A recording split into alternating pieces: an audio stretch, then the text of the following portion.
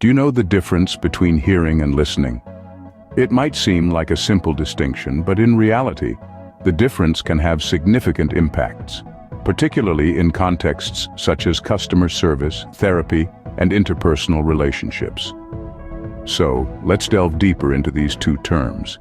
Hearing is the physiological process of sound being detected by the ears and then processed by the brain. It's a passive process that occurs naturally whenever sound waves are present and you're within range to detect them. Think of it like this. Hearing is your body's way of transforming sound waves into electrical signals that your brain can interpret as noise, speech, music, and so on. It requires no active effort on your part. Listening, however, is a different story. It is an active process that involves paying attention to and processing the sounds that you hear. When we listen, we go beyond merely detecting sound. We make a conscious effort to understand, interpret, and respond to the auditory stimuli. This process involves several steps. Firstly, there is attention. This is the act of focusing on the speaker or sound source. Secondly, there is interpretation. This is the process of understanding the context and meaning of the sound or speech. Thirdly, evaluation comes into play. This involves assessing the information being received, its relevance, and its truthfulness or importance. Lastly, there is the response. This is where you formulate your reaction based on the processed information, which could be verbal feedback, an action, or an emotional reaction. Now, when we bring this into the context of customer or client interactions, the difference between listening and hearing can significantly affect the quality of service, the satisfaction of the client or customer, and the overall outcome of the interaction.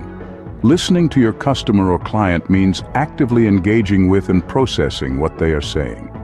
It involves understanding their needs, concerns, and the emotions behind their words. It's about making an effort to comprehend the context of their requests or complaints and responding in a way that addresses their underlying issues. This approach signals respect and care for the customer's or client's experience and fosters a positive relationship. On the flip side, hearing your customer or client simply means registering that the customer or client has said something without necessarily engaging with or understanding the content or emotion of their communication. Hearing without listening can lead to misunderstandings, dissatisfaction, and a sense of being undervalued or ignored by the service provider. In conclusion, listening involves a commitment to understanding and engaging with the content and emotional tone of what is being said. It's about building trust, empathy, and connection. Hearing is just the first step in this process, and while necessary, it's not sufficient for effective communication.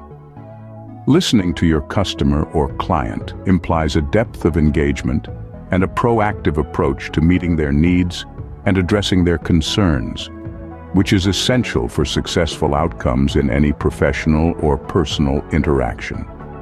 So, the next time you find yourself in a conversation, ask yourself, am I hearing or am I listening?